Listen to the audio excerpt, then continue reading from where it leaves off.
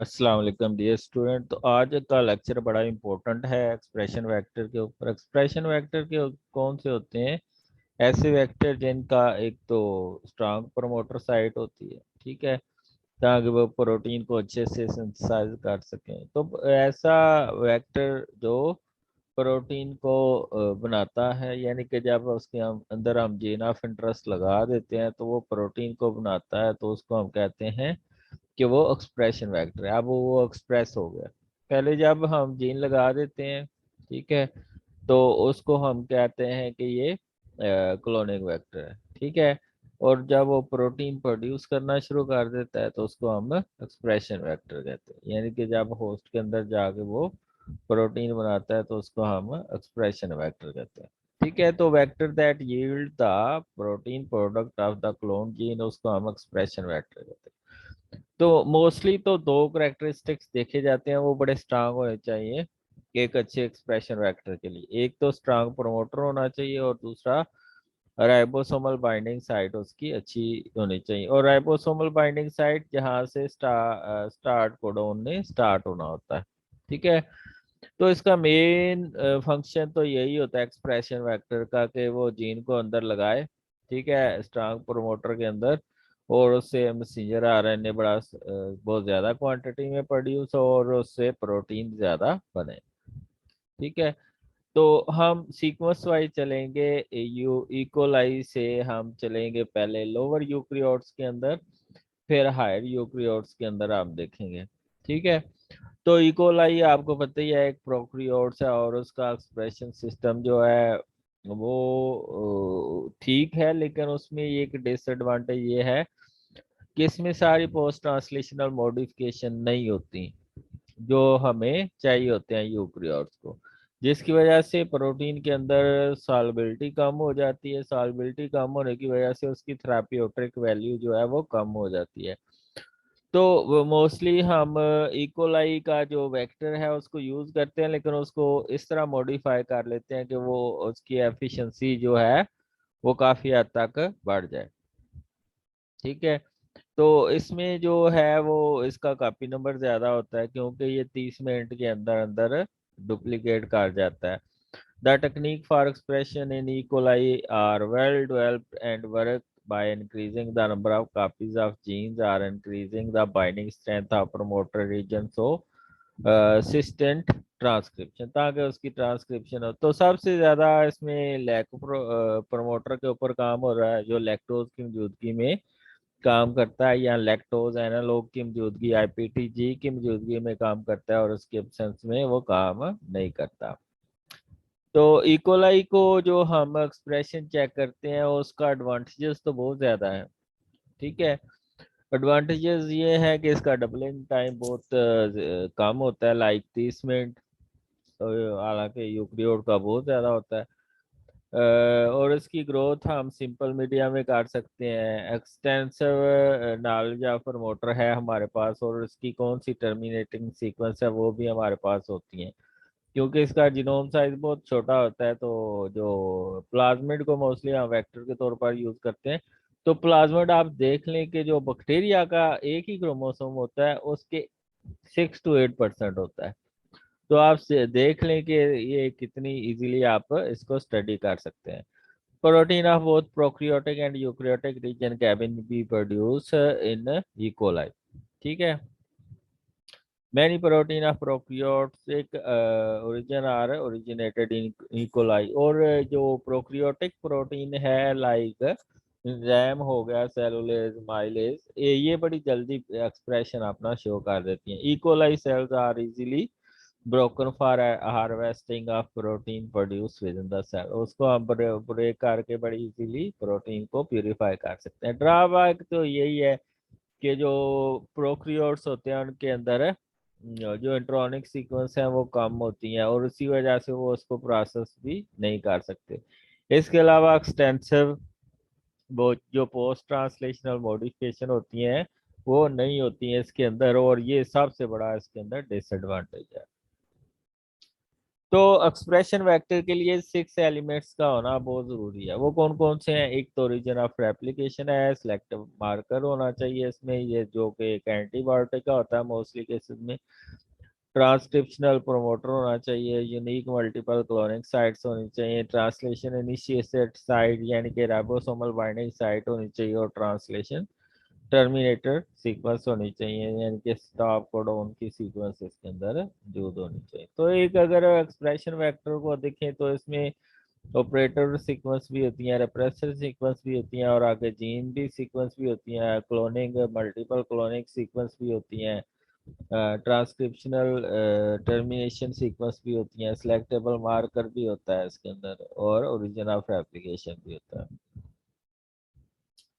तो दो तरह के मोस्टली इकोलाई के अंदर है जो वेक्टर है वो मोस्टली यूज होते हैं, एक कोल E1 और दूसरा P51A रेप्लिकोन। ये दो रेप्लिकोन के जो वेक्टर हैं ये यूज होते हैं। मसलन जो कोल E1 रेप्लिकोन है इसके अंदर PPR 322 है जिसका कॉपी नंबर 15 से 20 है, और पक का जो कॉपी नंबर है बहुत ज्यादा होता है, ठीक है, 500 to 700। और अगर P51A रेप्लिकोन को देखें तो इसमें PAC YC184 इसका कॉपी नंबर 10 to 12 होता है। अगर सिलेक्टेबल मार्कर को देखें तो इसमें आपका आ जाता है जो वो सीक्वेंस होती हैं जो किसी एंटीबायोटिक के रेजिस्टेंट जीन को कोड करती हैं, मसलन एम्पीसिलिन है, कैरामाइसिन है, क्लोरमफेनिकोल है, टेट्रासाइक्लिन है। अगर ट्रांसक्रिप्शनल प्रोमोटर को देखें तो वो क्या होता है? Region of DNA that control the transcription of a particular gene. ये बिल्कुल सिंपल है, जहाँ से ट्रांसक्रिप्शन होनी होती है उसको हम ट्रांसक्रिप्शनल प्रोमोटर साइट कहते हैं। It located upstream of the gene, ये अपस्ट्रीम एरिया में होती है, और आरएनए पॉलीमरेज को रिकॉग्नाइज करती है, और उससे मैसेंजर आरएनए सिंथेसाइज होता है, मैसेंजर आरएनए से आगे प्रोटीन सिंथेसाइज होती है। स्ट्रांग प्रमोटर वो होता है जो प्रोटीन को 10 to 30% मोर प्रोड्यूस करता है as compare to cellular protein. Minimal basal expression level, tight regulation of promoter, easily induction, simple or cost factor manner। तो मल्टीपल क्लोनिंग साइट यानी कि जहाँ पे आपका जीन ऑफ इंटरेस्ट यानी कि हेट्रोजीनस सीक्वेंस जो है वो जाके लग जाए उसको हम क्लोनिक साइट कहते हैं, और एक से ज्यादा साइट हूँ तो मल्टीपल क्लोनिक साइट कहते हैं उसको। ट्रांसलेशन इनिशिएशन रीजन जहाँ से स्टार्ट होनी शुरू हो जाती है ट्रांसलेशन, और ये 5 प्राइम एंड की तरफ मैसेंजर आरएनए की तरफ होता है। ट्रांसलेशन टर्मिनेटर सीक्वेंस, और ये 3 प्राइम यूटीआई रीजन होता है जिसमें मैसेंजर आरएनए की जो सीक्वेंस है वो टर्मिनेट होती है, और ये रोड में इंडिपेंडेंट टर्मिनेशन होती है इकोलाई के अंदर। तो ये आप दे सकते हैं। तो इकोलाई के अंदर आप मोस्टली जो प्रमोटर यूज करते हैं वो 4 यूज करते हैं, जिसमें पहला प्रमोटर है लेक प्रमोटर, दूसरा टैग प्रमोटर, तीसरा लैम्डा पीएल प्रमोटर है, और चौथा जो है T7 एक्सप्रेशन सिस्टम है। यीस्ट के अंदर स्कैरोमाइसिस cerevisiae के अंदर आप गैल प्रमोटर सिस्टम यूज करते हैं, कप वन सिस्टम यूज करते हैं। फिशिया स्टोरेज को देखें तो उसमें अल्कोहल ऑक्सीडेज का एक्सप्रेशन सिस्टम यूज करते हैं, और साइजो स्कैरोमाइसी पोम्बी के अंदर देखें तो इसमें एनएमटी यूज करते हैं यानी कि नो मैसेज इन थायमिन। तो ये सबसे पहला लैग प्रमोटर है। ये क्या है? ये जब होती है लैक्टोज मौजूद तो फिर वर्क करता है, जब लैक्टोज नहीं होती ये नहीं करता है। तो इसमें क्या होता है? जब लैक्टोज नहीं होती तो रिप्रेसर प्रोटीन ऑपरेटर के ऊपर लगती है, और जो है ना आरएनए पॉलीमरेज को वो बाइंड नहीं होने देती, उसका एक्सप्रेशन नहीं होने देती, जिसकी वजह से जो 3 प्रोटीन बननी होती है लैक्टोज की डाइजेशन के लिए, जिसमें बीटा ग्लैक्टोसाइडेज है, लैक्टोज परमीएज है, और थायोग्लैक्टोसाइड ट्रांससाइक्लेज है। ये नई तीनों प्रोटीन बनती जिसको जी वाई और ए से रिप्रेजेंट करते हैं। लेकिन अगर लैक्टोज है तो वो क्या करती है? रिप्रेसर प्रोटीन के साथ लगती है और उसको ऑपरेटर के ऊपर बाइंड नहीं होने देती। और जब वो बाइंड नहीं होने देगी तो ऑपरेटर जो है वो सिग्नल देगा ट्रांसक्रिप्शन के लिए, यानी कि आरएनए पॉलीमरेज को लगाएगा, और जो जी है जीन वो बीटा ग्लैक्टोसाइडेज को प्रोड्यूस करेगा, वाई जो है परमीएज को प्रोड्यूस करेगा, और जो ए है वो ट्रांससाइक्लेज बीटा थायोलैक्टोसाइड ट्रांससाइक्लेज को प्रोड्यूस करेगा। तो आप मोस्टली जो अपना जीन ऑफ इंटरेस्ट है वो इसके अंडर रख देते हैं, इसके प्रमोटर के अंडर, ताकि इसका लैक्टोज की मौजूदगी में एक्सप्रेशन और उसकी ऑप्शन में वो प्रोटीन ना बने। तो ये आप देख सकते हैं इसमें लैक सी की सीक्वेंस है, इसमें आप देख सकते हैं कि जो यानी कि सीक्वेंस है वो बड़ी चेन सीक्वेंस है, और लेक आई यानी कि रिप्रेसर सीक्वेंस भी आप देख सकते हैं 5 to 3 प्राइम एंड की तरफ, ये ऑलमोस्ट कंपेरेबल होती हैं। तो इसका अगर प्रॉब्लम देखें लैक प्रमोटर के साथ, तो जो वीक होता है प्रमोटर और उसका एक्सप्रेशन जो है वो लिकी होता है, लेकिन इसका जो म्यूटेंट वर्जन है लैक आई जीन का, वो उसमें एक्सप्रेशन जो है वो हाई होता है इसमें प्रोटीन प्रोडक्शन का। आगे हमने इसकी जो डिसएडवांटेजेस हैं इसको दूर करने के लिए हमने एक और प्रमोटर बनाया जिसको टैग प्रमोटर। टैग प्रमोटर दो चीजों का कॉम्बिनेशन होता है, एक ट्रिप्टोफान प्रमोटर होता है इसमें, और एक लैक प्रोन सीक्वेंस होती है, यानी कि दोनों का हाइब्रिड होता है। ये इसलिए बनाया जाता है कि जो कंसेंशन सीक्वेंस होती हैं वो लैग प्रोन में कम होती हैं, तो उसको इंक्रीज करने के लिए हम 30-35 रीजन के ऊपर दूसरा प्रोमोटर की सीक्वेंस जो है वो ऐड करते हैं, ताकि एक्सप्रेशन जो है वो बढ़ जाए। ठीक है, the creation of the fusion sequence containing the -35 region of the E coli tryptophan operon and -10 region of lac operon. तो -35 रीजन के ऊपर आप टैग लगा देते हैं, और -10 वाली सीक्वेंस के ऊपर आप लैकोप्रोन की सीक्वेंस लगा देते हैं। ठीक है, तो ये जो टैग प्रोमोटर है ये 5 टाइम्स ज्यादा स्ट्रांगर होता है जहाँ देन द लैक प्रोमोटर।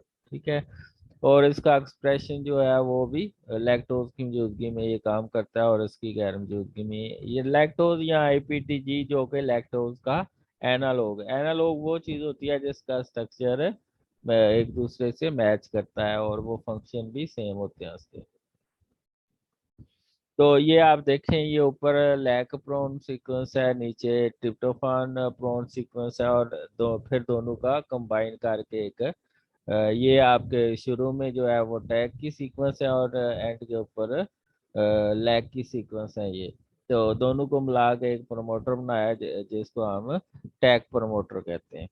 ठीक है, तो इसमें ये होता है कि ये जो इसका जो प्रोटीन बनती है वो 20 to 30% ज्यादा बनती है टैग प्रमोटर में as compare to lag promoter. आगे है लैम्डा पीआई प्रमोटर। इसमें ये है कि आप बैक्टीरियोफाज यानी कि वायरस की जो है प्रमोटर सीक्वेंस यूज करते हैं। ठीक है, this is responsible for the transcription of left hand side of lambda genome including N and C3 gene.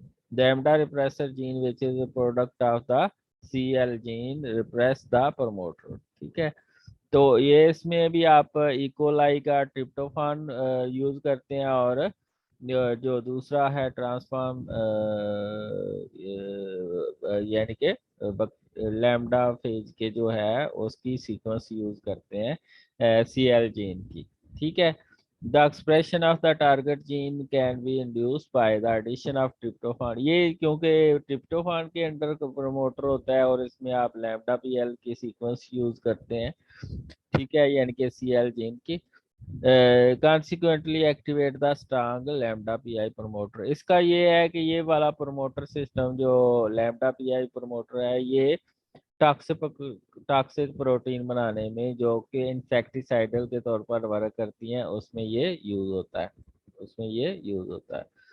तो ये जो सिस्टम है ये 30 डिग्री सेंटीग्रेड से अबव टेम्परेचर करेंगे तो फिर ये प्रोटीन का एक्सप्रेशन ज्यादा शो करेगा। ठीक है, हाई लेवल ऑफ प्रोटीन देगा, लेकिन इसका डिसएडवांटेज ये है केस की हीट पल्स को कंट्रोल करना मुश्किल होता है। आगे आपके पास T7 एक्सप्रेशन सिस्टम है। इसमें बैक्टीरियोफाज T7 और इकोलाई का जो है सीक्वेंस यूज की जाती है, ठीक है, प्रमोटर की।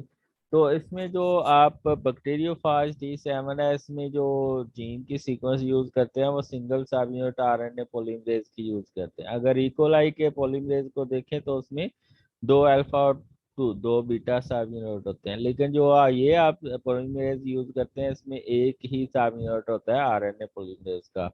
और ये जो है अपस्ट्रीम लगता है जाके T7 viral gene it activate.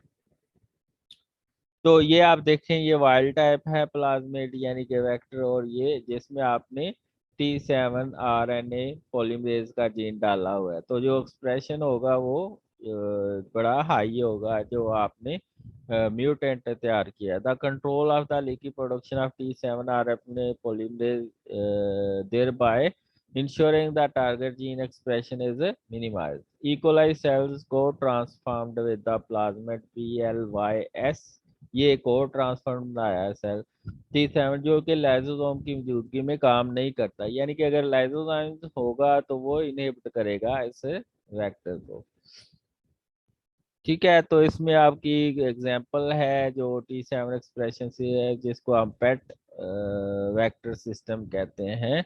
और ये बड़ा पावरफुल सिस्टम होता है जिसमें आप T7 RNA पॉलीमरेज को और बैक्टीरिया की जो वेक्टर सीक्वेंस को कंबाइन करके बनाते हैं। T7 RNA polymerase is so selective and active that when fully induced, almost all of the cell resources are converted into target gene expression. और ये जो आरएनए पॉलीमरेज वाला आप वेक्टर सिस्टम यूज करते हैं, इसका एक्सप्रेशन जो है प्रोटीन का प्रोडक्शन है वो 50% ज्यादा होता है जो कि दूसरे एक्सप्रेशन सिस्टम होते हैं, ठीक है। तो ये जो है आरएनए पॉलीमरेज का प्रमोटर सिस्टम होता है। The vector goes transformed into E. coli strain that contain a copy of gene for T7 RNA polymerase gene under the control of lake promoter। यानी कि लेक प्रोमोटर के बाद आप T7 RNA polymerase की sequence डाल देते हैं ताकि इसके बाद जो हमने हेट्रोजीनियस प्रोटीन लगानी है उसका एक्सप्रेशन ज्यादा हो। तो ये जो है वो लैक्टोज की मौजूदगी में यानी कि आईपीटीजी की मौजूदगी में काम करेगा और आरएनए पॉलीमरेज जो है वो प्रोटीन बनाएगा। पहले मैसेंजर आरएनए बनाएगा फिर वो प्रोटीन बनाएगा, उसका प्रमोटर, ठीक है। उसकी जगह तो आपने कहीं और सीक्वेंस यूज करनी है ना जिसको आपने प्रोटीन को बनाना है। एक्सप्रेशन सिस्टम इन यीस्ट, ठीक है। इसमें ये है कि इकोलाई के अंदर अगर देखें तो पोस्ट ट्रांसलेशनल मॉडिफिकेशन नहीं होती और प्लस उसमें इंट्रोनिक सीक्वेंस को रिमूव करने की कोई ऐसी मशीनरी मौजूद नहीं होती। तो एक्सप्रेशन इन यीस्ट में क्या है कि ये इजी है मैनिपुलेट करना as compare to E coli. Yeast cell grow faster, easier and less expensive than the eukaryotic cell. Post translational modification होती हैं क्योंकि ये एक यूकैरियोट है लेकिन सिंगल सेल है, गिव्स हायर एक्सप्रेशन लेवल। इसके तीन जो है वो सोर्सेज यूज किए जाते हैं वेक्टर को तैयार करने के लिए। एक स्कैरोमाइसिस रिवासी है, दूसरा पिशिया पिस्टोरिस है और तीसरा साइजोस्कैरोमाइसी पोम्बी है। तो सबसे पहले हम बेकर यीस्ट स्कैरोमाइसिस रिवासी को देखें तो इसका जो डबलिंग टाइम है वो 90 मिनट होता है, लेकिन बैक्टीरिया को देखें तो उसका 30 मिनट होता है। लेकिन इसकी क्योंकि ग्रोथ बड़ा होता है तो ग्रोथ ज्यादा होती है और इसको आप सिंपल डिफाइंड मीडिया के अंदर तैयार कर सकते हैं जस्ट लाइक इकोलाई। एडवांटेजेस क्या हैं? Many but not all. ये इसमें तो सारी मॉडिफिकेशन होती है पोस्ट ट्रांसलेशनल, लेकिन वो जो हायर यूकैरियोट्स होते हैं उनकी तरह की इनकी नहीं होती। तो इसमें बहुत से प्रमोटर यूज किए जाते हैं जो ललायर पाथवे में यूज होते हैं। ये ललायर पाथवे है, इसके सारे जो एंजाइम है ये एज ए प्रमोटर यूज होते हैं। मोस्टली ये गैलेक्टोकाइनेज गैल 1 प्रमोटर सिस्टम यूज होता है या गैल 4 प्रमोटर सिस्टम होता है। गैल 1 गैलेक्टोकाइनेज के लिए होता है और गैल 4 जो है वो एपिमेरेज एंजाइम के लिए यूज होता है, ठीक है। ये दो प्रमोटर ज्यादा जो स्कैरोमाइसिस रिवासी के यूज होते हैं। एक गैल 1 और दूसरा गैल 4। गैल 1 जो है वो ग्लैक्टोकाइनेज को जाके कोड करता है, प्रोटीन बनाता है, और जो गैल 4 है वो ग्लैक्टोकाइ यानी कि एपिमेरेज एंजाइम के लिए यूज होता है। ठीक है। तो ग्लैक्टोज को गैल प्रमोटर सिस्टम इसलिए कहते हैं कि ये ग्लैक्टोज की मौजूदगी में काम करता है और इसकी गैर मौजूदगी में ये काम नहीं करता। तो दो तरह के प्रमोटर यूज होते हैं इसमें, गैल 4 जो कि एपिमेरेज एंजाइम को कोड करता है, और गैल 1 जो कि जो यूज होता है किसके लिए, लैक्टोकाइनेज के लिए। ठीक है। लेकिन जो गैल 4 है वो इजी है मैनिपुलेट करना, और इसमें गैल 1 में जो है 0.5 to 1% प्रोटीन का एक्सप्रेशन होता है as compare to total cellular RNA. तो इसका एक्सप्रेशन भी कम होता है, इसलिए गैल 1 जो है वो भी आजकल बहुत ज्यादा यूज होता है। ठीक है। तो जो आपका गैल प्रमोटर सिस्टम है ये ग्लूकोज सॉरी ग्लैक्टोज ग्लैक्टोज की मौजूदगी में काम करता है, और ग्लैक्टोज की गैर मौजूदगी में ये काम नहीं करता। यानी कि अगर ग्लैक्टोज होगी मीडिया का तो प्रोटीन का जो हेट्रोजीनियस प्रोटीन या ये वाली प्रोटीन है उसका एक्सप्रेशन होगा, और अगर नहीं है तो ये एक्सप्रेशन नहीं होगा। लाइक अगर आपके पास ग्लूकोज है या रेफिनोज है, दूसरी शुगर्स है, तो ये इसका एक्सप्रेशन कम हो जाएगा। यानी कि अगर आपने इसके प्रोटीन प्रोडक्शन को कम करना है तो आप मीडिया के अंदर ग्लूकोज या रेफिनोज डाल दें। ठीक है। ये वही है कि अगर आपके पास ग्लैक्टोज है तो वो इंड्यूस करेगा गैल 1 या गैल 4 को, और अगर नहीं है तो वो नहीं इंड्यूस करेगा सिस्टम को। तो ये आपका प्रमोटर सिस्टम टी गैल 4 का है जो एपिमेरेज को कोड करता है, और जो प्रोटीन बनाएगा वो गैल 4 के अंडर आएंगे। और ये गैल 1 और गैल 1 का प्रमोटर सिस्टम है, लेकिन जो प्रोटीन है इसमें वो गैल 4 भी मान रही है। ठीक है। Galactose inducible gene expression in yeast, the expression of genes from multi-copy vector under the control of the GAL4 promoter can be increased spontaneously if the gene encoding the transcriptional activity activator of the GAL1 and GAL4 is also placed under the control of GAL1। अगर GAL1 के under आप रख देंगे GAL4 को तो और ज्यादा expression जो है वो बढ़ जाएगा। In this case, induction by galactose will produce more epimerase and consequently more the target protein। तो अगर आप गैल 4 को गैल 1 प्रोमोटर के अंदर रख देंगे तो इससे जो प्रोटीन बनेगी वो ज्यादा क्वांटिटी में प्रोड्यूस होगी, और अगर आपने हाइड्रोजनस जीन डाला है तो उसकी भी प्रोटीन ज्यादा बनेगी। आगे है कप सिस्टम। कप सिस्टम जो प्रमोटर सिस्टम है ये कापर की मौजूदगी में काम करता है, और कापर की गैर मौजूदगी में वो काम नहीं करता। यानी कि जब कापर होगा तो काम करेगा, अगर कापर नहीं है तो काम नहीं करेगा। तो कापर अगर बहुत हाई क्वांटिटी में है तो वो बड़ा खतरनाक होता है, टॉक्सिक होता है। ठीक है। तो प्रॉपर लेवल होना चाहिए होम्योस्टेसिस को मेंटेन करने के लिए, डिटॉक्सिफिकेशन के लिए।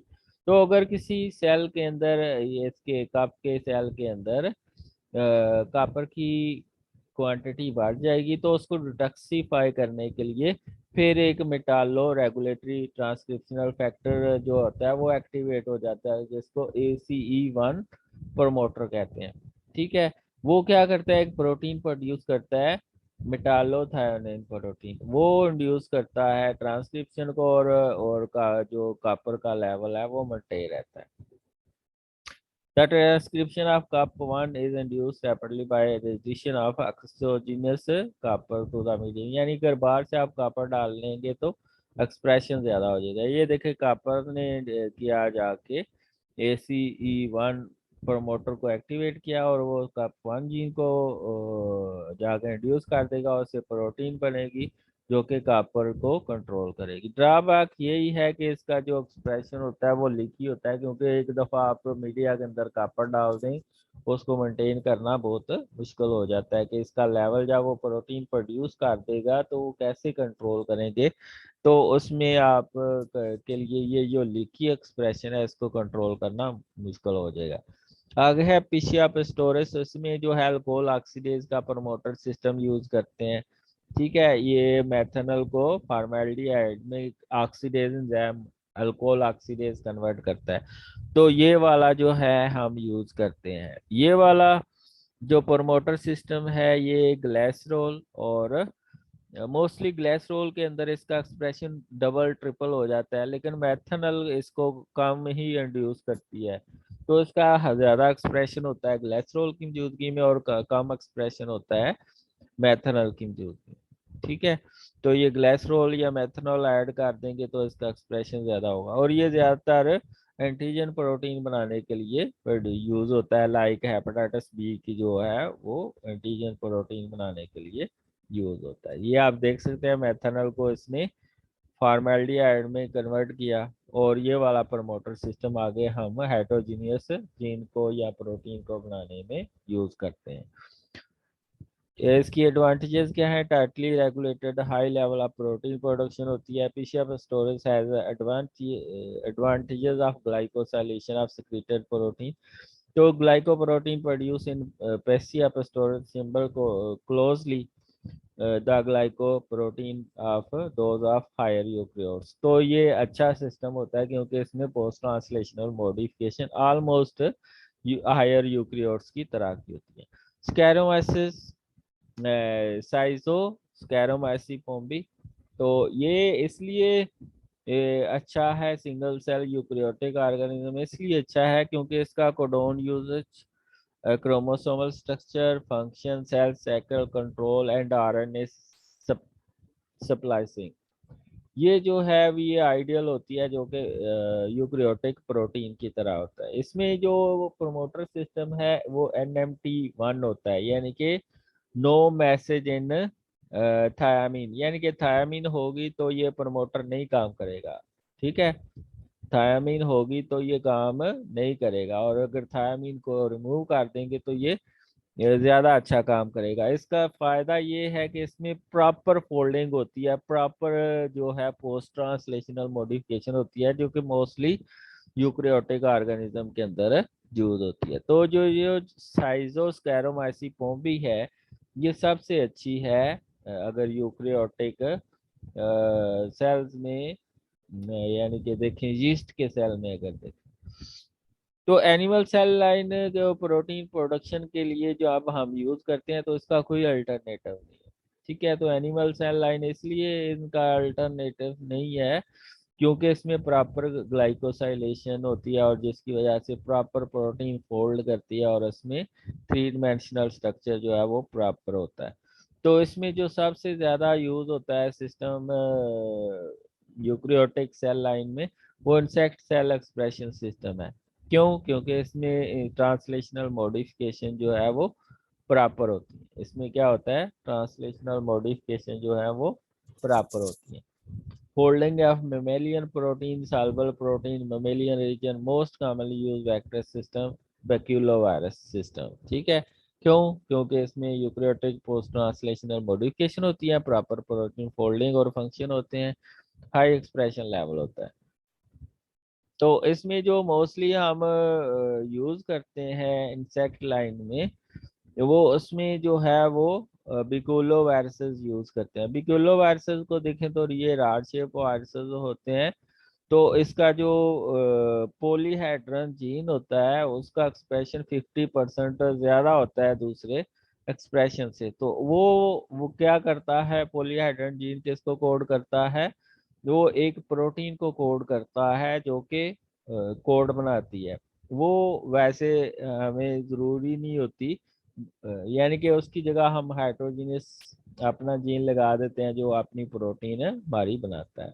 तो सबसे ज्यादा इसमें जो यूज होता है बिक्यूलो वायरसेस एक्सप्रेशन सिस्टम में, तो इसमें हम क्या करते हैं वो जीन जो कि पॉलीहेड्रन यानी कि टेल प्रोटीन को कोट प्रोटीन को जाके कोड करता है उसको निकाल देते हैं, और उसकी जगह पे हम क्या करते हैं डालते हैं अपना जीन, और वो आगे जाके एक्सप्रेस होता है। ठीक है, तो इसमें baculoviruses is very large DNA viruses. ठीक है, तो इसमें जो कि इंसेक्ट्स को जाके इफेक्ट करते हैं, तो जब इंसेक्ट को इन्फेक्ट करते हैं तो हमने जो कोड प्रोटीन होती है उसकी जगह अपना जीन डाला हुआ है। तो जो आप के इंसेक्ट का जीनोम होता है उसको हमने रिस्ट्रिक्शन एंजाइम के जरिए काट के सीधा किया हुआ है। तो क्या होता है, रिकम्बिनेशन होता है, और जो हमारा जीन हमने डाला हुआ है वो वायरल जीनोम और इंसेक्ट के जीनोम के साथ मिक्स हो जाता है और एक्सप्रेशन होता है। ठीक है, और जो ही एक्सप्रेशन होता है तो वो हमारी प्रोटीन प्रोड्यूस करना शुरू कर देता है। ठीक है, virus plaque develop and the plaque containing the recombinant virus look different because they lack the coat protein। तो इसमें आपको पता चल जाएगा जिनका कोट प्रोटीन नहीं होगी उनमें जो है वो एक्सप्रेशन हुआ होगा, तो वो आप कलेक्ट कर लेंगे और उसको रीयूज करेंगे। The plaque with the recombinant viruses are picked and expanded. This virus stock is then used to infect fresh culture of insect cells, resulting in a high expression of the foreign gene. तो इसमें हम क्या करते हैं, ये पहले हम देखते हैं कि आपका जो जीन है वो वायरल जो कोड प्रोटीन है उसके अंदर यानी कि पॉलीहेड्रन जीन की जगह लग गया। वो अगर लग गया तो फिर हम इंसेक्ट लाइन में इन्फेक्ट करवाते हैं और वहाँ पे रिकम्बिनेशन होती है। ये रिकम्बिनेशन कैसे होती है, इसमें आप एक तो इकोलाई का लेक्स जीन डाल देते हैं और दूसरा जो रिस्ट्रिक्शन एंजाइम यूज करके जो इंसेक्ट का जीन है उसको कट करवाते हैं। फिर जो आपने वायरल जीनोम होता है और जिसके अंदर पॉलीहेड्रन जीनोम जीन आपने लैदा किया होता है और अपना जीन डाला होता है, और जो इंसेक्ट का जीन है उसमें रिकम्बिनेशन होती है। रिकम्बिनेशन के दौरान जो है वो इंसेक्ट के अंदर जो है प्रोटीन बनना शुरू हो जाती है, और फिर जब प्रोटीन बहुत ज़्यादा बन जाती है इंसेक्ट किल हो जाता है इंक्लूजन बॉडीज की वजह से, और एंड के ऊपर फिर उसको हम क्रश करके अपनी प्रोटीन ऑफ इंटरेस्ट निकाल के उसको प्यूरिफाई करते हैं। तो सबसे ज़्यादा बिकुलो वायरस सेटल सिस्टम यूज होता है, लेकिन इसके एडवांटेजेस क्या है, डिसएडवांटेजेस क्या है, इसमें जो मीडिया यूज करते हैं वो बड़ा एक्सपेंसिव होता है और इस प्रोसेस को 4 से 6 हफ्ते यानी कि 1.5 माह तक लग जाता है, जो कि बहुत ही टाइम कंज्यूमिंग प्रोसेस है। तो इस टाइम कंज्यूमिंग प्रोसेस को खत्म करने के लिए हम फिर क्या करते हैं, एक और शटल वेक्टर सिस्टम बनाते हैं जिसको बैकमेट कहते हैं, जिसको हम क्या कहते हैं, बैकमेट। इसमें हम क्या करते हैं कि ये जो हमारा वायरस है इसको हम रेप्लिकेट करवाते हैं बैक्टीरिया के अंदर, ताकि जो इंस्पेक्ट एक्सपेंसिव मीडिया है उससे भी बचा जा सके और जो टाइम कंज्यूमिंग प्रोसेस है स्क्रीनिंग का वो भी कम से कम हो। ठीक है, तो इसमें हम क्या करते हैं, it is based on the site specific transposons of the E coli cassette into the baculovirus shuttle vector system from produce in E coli. ठीक है, तो इसमें हम ट्रांसपोसोम सिस्टम यूज करते हैं। ठीक है, यानी कि ट्रांसपोसोन एक्सप्रेशन सिस्टम यूज करते हैं, और the bacmid contain the entire baculovirus genome a low copy number E coli F plasmid region of replication and the attachment site for the bacterial transposon TN7। तो इसमें ये होता है कि जो बिक्यूलो वायरस का टोटल जीनोम होता है लो कॉपी नंबर इकोलाई का जो एफ प्लाज्मिड होता है जो रीजन ऑफ रेप्लिकेशन को कंट्रोल करता है। ठीक है, तो ये जो जीनोम हम बनाते हैं, ये जो वेक्टर हम बनाते हैं, इसको हम बैक्टीरिया को इन्फेक्ट कराते हैं, बैक्टीरिया के अंदर DNA चला जाता है, यानी कि जो वेक्टर है ये चला जाता है और उसके अंदर जाके प्रोपेगेट करता है और वहां पे एक्सप्रेशन को हम करवाते हैं। एडवांटेजेस क्या है, the polyhedron gene is not required for the continuous production of infectious viruses in insect cell culture। its sequence is replaced with that of heterogeneous gene। तो फिर वो प्रोटीन हमारी बनती है और उसमें प्रॉपर जो है वो पोस्ट ट्रांसलेशनल मॉडिफिकेशन होती है। The very late expression low for the production of very toxic protein जो कि बड़ी खतरनाक होती हैं। और सबसे डिसएडवांटेज यही है कि प्यूरिफिकेशन स्टेप ज्यादा हो जाते हैं अगर कंटेमिनेशन आ जाए। डिसएडवांटेजेस क्या है कि प्रॉपर ग्लाइकोसाइलेशन नहीं होती इंसेक्ट लाइन के लिए। क्यों? क्योंकि इंसेक्ट लाइन में जो एंड टर्मिनल पे सीक्वेंस होती है वहाँ पे लैक्टोज और सियालिक एसिड सीक्वेंस आ जाती हैं, जो कि दूसरे वर्टेब्रेट्स में नहीं होती, जो कि थेराप्यूटिक प्रोटीन को बनाने के लिए एक डिसएडवांटेज है। ठीक है। तो जो रिकम्बिनेंट प्रोटीन बनती है इस बेक्यूलो वायरस सिस्टम से, तो वो लेस जो है उसके अंदर पोस्ट ट्रांसलेशनल ग्लाइकोसाइलेशन होती है, जिसकी वजह से वो प्रॉपर एग्रीगेट सॉल्युबिलिटी उनकी कम हो जाती है। तो इस लिहाज से फिर हम मॉडिफाई करते हैं जेनेटिक इंजीनियरिंग के जरिए insect cell line expression system को।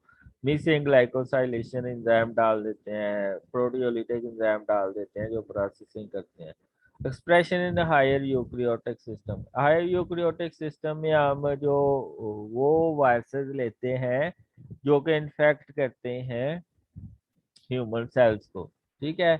लाइक ह्यूमन एम्ब्रियोनिक किडनी है, या आपके पास बेबी हैमस्टर किडनी है, या फिर चाइनीज हैमस्टर ओवरी है। ये इसके सेल हम यूज करते हैं ये जो कि इफेक्ट होते हैं वायरसेस से। तो मोस्टली जो हम वायरस यूज करते हैं वो सिमियन वायरस 40 है, जिसको SV40 कहते हैं। ठीक है। या इसमें हम मार्कर इसके अंदर वायरस के अंदर जो मार्कर डाल देते हैं वो नियोमाइसिन का हो सकता है, जेंटिसिन का हो सकता है, या कोई भी हो सकता है, जो कि एक जीन को कोड करते हैं जो कि डाईहाइड्रोफोलेट रिडक्टेज का होता है। ठीक है। ये जो डाईहाइड्रोफोलेट रिडक्टेज है ये मेथोट्रेक्सेट यूएस को इनहिबिट कर देता है जो जीन होता है। तो ये वाला एक्सप्रेशन सिस्टम हम यूज करते हैं। ये आप देखें मेमिलियन एक्सप्रेशन वेक्टर, इसमें आपका ओरिजिन ऑफ रेप्लिकेशन और यूक्रियोटिक होता है। इकोलाई का भी इसमें ओरिजिन ऑफ रेप्लिकेशन है, और ये रेजिस्टेंट जीन है।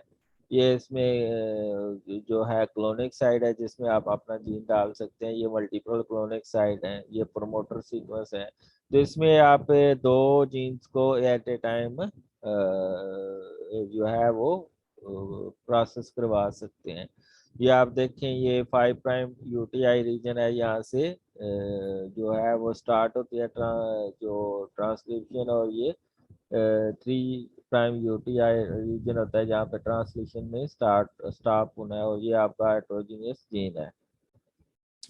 ये आप देखें ये आपके पास दो वेक्टर सिस्टम है, एक में अल्फा प्रोटीन बन रही है और दूसरी में बीटा, और दोनों को कंबाइन करके फिर इंसुलिन बनाई जाती है।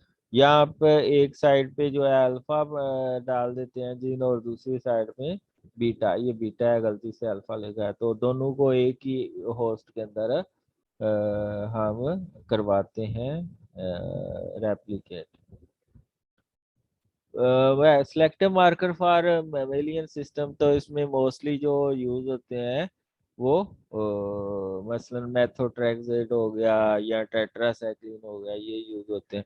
Can be use for increasing expression of heterologous protein. For example ये सिलेक्टिव मार्कर है। मेथोट्रेक्सेट क्या करता है, डाईहाइड्रोफोलेट रिडक्टेज को इनहिबिट करता है। ठीक है। यानी कि इसकी मौजूदगी में ये वाला जीन काम नहीं करेगा। Gradually increase in methotrexate concentration culture, जिसकी वजह से जो कॉपी नंबर है वो ज्यादा हो जाता है, क्योंकि वो कंपनसेट करती है डाईहाइड्रोफोलेट रिडक्टेज जीन ज्यादा प्रोटीन बनाए, ताकि कंपनसेशन हो मेथोट्रेक्सेट की।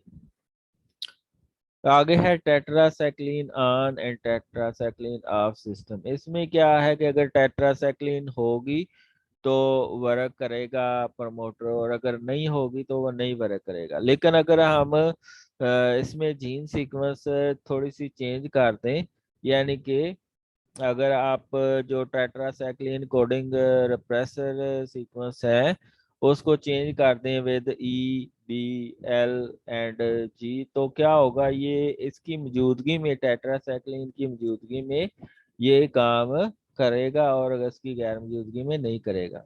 ठीक है। यानी कि अपोजिट होगा, टेट्रासाइक्लिन की गैर मौजूदगी में ये काम करेगा और उसकी मौजूदगी में ये काम नहीं करेगा। लेकिन जो वाइल्ड टाइप होती है जिसमें म्यूटेशन नहीं होती टेट्रासाइक्लिन के रेप्रेसर सीक्वेंस के अंदर, तो उसमें होता है टेट्रासाइक्लिन की मौजूदगी में ये काम करता है और उसकी गैर मौजूदगी में ये काम नहीं करता। लाइक ये फिगर है, ये आप देख सकते हैं टेट्रासाइक्लिन की मौजूदगी में ट्रांसक्रिप्शन हो रही है। लेकिन अगर आप R T tet R use कर रहे हैं जिसमें ये वाली सीक्वेंस जो है वो चेंज होती है, तो ये टेट्रासाइक्लिन की गैर मौजूदगी में काम करता है। ठीक है, और ट्रांसक्रिप्शन होती है। ये ऑफ सिस्टम है, यानी कि टेट्रासाइक्लिन की मौजूदगी में ऑफ हो जाएगा और इसकी गैर मौजूदगी में ऑन हो जाएगा। ये देखें ना, नीचे गैर मौजूदगी है और ये हो गया। लेकिन अगर आपने सीक्वेंस चेंज कर दी है टेट आर, यानी को कन्वर्ट कर दी है आर टेट आर में, यानी कि 4 माइनस इसके तो चेंज कर दिए, तो ये टेट्रासाइक्लिन की मौजूदगी में काम करेगा और उसकी गैर मौजूदगी में काम नहीं करेगा। ये दो प्रमोटर सिस्टम है जिसको रेगुलेटर प्लाज्मिड कहते हैं और स्पोर्स प्लाज्मिड होते हैं। ये दो तरह के प्लाज्मिड हम यूज करते हैं कि इसके अंदर tetracycline on end of system में।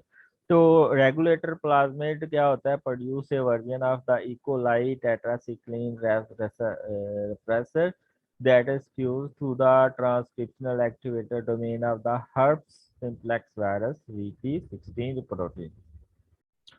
The fusion protein is constitutively produced in the host cell from the cytomegalovirus promoter. तो इसमें ये होता है कि ये साइटोमेगालोवायरस और जैसे हर्प सिंप्लेक्स वायरस जो प्रोटीन है उसकी जो सीक्वेंस है यूज करते हैं और इकोलाई की टेट्रासाइक्लिन वाली सीक्वेंस यूज करते हैं। और रेगुलेटर प्लाज्मिड में, रिस्पॉन्स प्लाज्मिड में क्या होता है कि इसमें जो आपने जीन डालना होता है वो होता है टेट्रासाइक्लिन ऑपरेटर होता है, जिसकी मौजूदगी में काम होता है या गैर मौजूदगी में काम होता है। ठीक है।